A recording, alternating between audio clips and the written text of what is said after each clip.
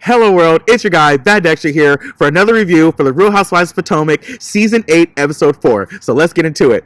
We open the episode up to Nneka picking up her man from the airport. Ike does travel medicine, so he's here 1 week and gone the next. Karen calls to invite them to pickleball with the group for some fun healing. They both don't know what pickleball is, but they're excited and thankful for the invite. So they start talking about the call with Lebe and how Wendy's sister Ivy was calling mad about Nneka using Wendy's name for clout to get on the show. Then they talk about Ike and Eddie supposedly knowing each other from some African student association at their college, and Eddie unfriended him on Facebook right after the rumors of names and shrines. Ike wants to ask Eddie, but Nneka wants to leave it alone. Next, we jump to Robin meeting up with Giselle at the bar. They start catching up about the kids, grab some drinks and some bites. Jizzy flirting with the teenage waiter, younger than 36-year-old Jason, but that's neither here nor there. Rob talking about Juan showing up to pickleball, but she still don't give a fuck what people talking about. Jizzy checked Juan in Atlanta about the rumors, so he got a bit loudly worked up. He yelling they ain't fuck about 4 times, so he made that clear. The waiter was actually 28, but Rob catches Jizzy up about the convo with Nneka, about Wendy and how it's a problem, saying she knows her because apparently Wendy got to be the only Ebo in the Bravoverse. Jizzy hoping the shrine shit ain't true because she wants Abso no parts, especially being married to a pastor. Now we have Candace and Mama Dot in the kitchen talking about needing a new dishwasher as a congratulation gift. Candy feels Dot respects her more now that she's an artist. Road life is not glamorous at all, but it's all worth it for the fans, but all the money being spent is a problem. Chris is still doing his private chef thing, and Dot hoping is making some coin. Shout out House of Aaron. They had his interview with Candy Gal featured. Shout out House of Aaron. They start talking about Robin, and Dot wants them to make up, but Candy Gal thinks everything she's defending Juan with is a lie. Next, we go to Karen's pickleball time. Mr. and Mrs. Pickle. We got Ray and the Black Bill Gates. Oh, we got Ray, a.k.a. the Black Bill Gates, in the building. Giselle shows up, and of course, Karen gives her a hard time about her boy toy Jason. Mia and Gordon G. Yes, arrive. Karen still loving her from afar. They get some quick lessons. Stay out the kitchen. Is the rule in pickleball. Ray and Karen in all greens represent the pickles. Candy and Jizzy don't speak. Candy feels like fuck her forever. Ashley shows up and already popping pussy on the pickleball court. Karen starts choosing teams and links the chicks with the issues together. Nneka and Ike show up. Wendy ain't having it. They are so awky around each other. It's so weird. Now we got Juan Dixon in the building. He ain't feeling with the group in I don't know how many seasons. He was visiting from the Himalayas.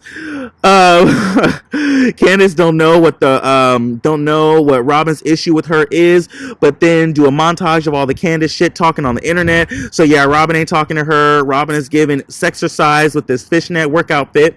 We got team ish starters versus team finishers 4-on-4, and they ain't making it too long. So they start dining on some pickles as Kiana arrives, and also Cal. Karen brings up having an issue with Robin, and Juan immediately gets up and leaves back to the court. Nneka then brings up the message that got lost between her and Ashley about Wendy, so Ashley tries to clarify what actually happened. They don't know each other to have problems with each other, but Nneka then brings up the call to Lebe from Eom.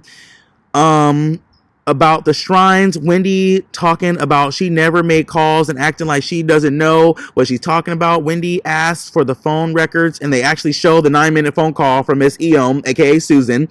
Shit got hectic once they start cursing. Ooh-wee.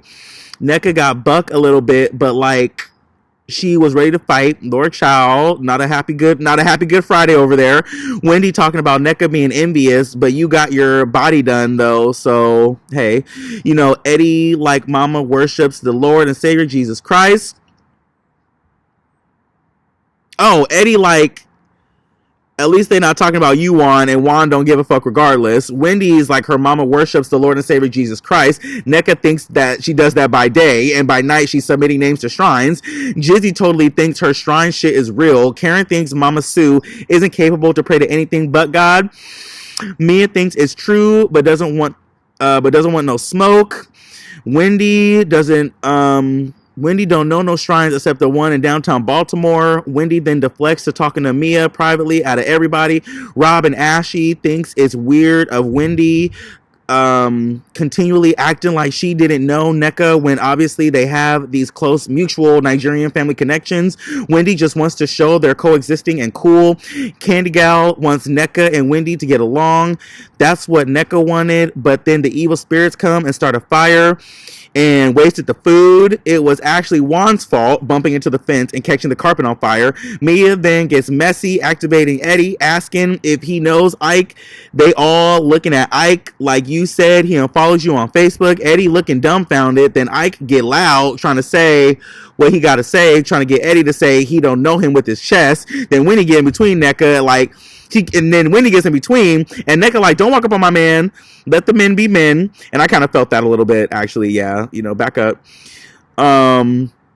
Wendy don't want Ike turning into Ike Turner on her husband because it's never been that serious, especially over Facebook. Either you not memorable or they don't want to remember you. Simple. Ike hyped, you feel me? Wendy not trying to do this. Eddie not backing down though, so he's still looking like, what's the issue? Now Nneka comparing Eddie now Nneka comparing Eddie to Get Out. Wendy trying to intimidate Nneka like, your mama stopped talking about my mom. Then Nneka is like, your mom is a witch. I honestly love how there's somebody on Wendy's level to catch her on her shit, because with everybody before her, she's always talking about how they're not as educated as her, they don't have any degrees, like all this stuff like that. Now you have someone with degrees, now you have someone on your level, now you have someone that can go toe to toe with you. What do you have to say now? I like that. It's unfortunate, it's two black women, two Nigerian women, but maybe Wendy needed it. Yeah, because those degrees got to her head. So, welcome to the circus, as Juan calls it. So that's where the episode ends. That was Bad Dexter's review of the Real Housewives of Potomac, Season 8, Episode 4. Yes, everybody, please like, share, subscribe. I am Alan Poindexter on Facebook. I am Bad Dexter, BADD_Dexter on Instagram, Twitter, Snapchat. Yeah, wherever you can find me, I'm here to stay. I'm here to annoy all you guys with Dextertainment. We have so much more to come. So please like, share, subscribe, follow, and stay tuned. Peace.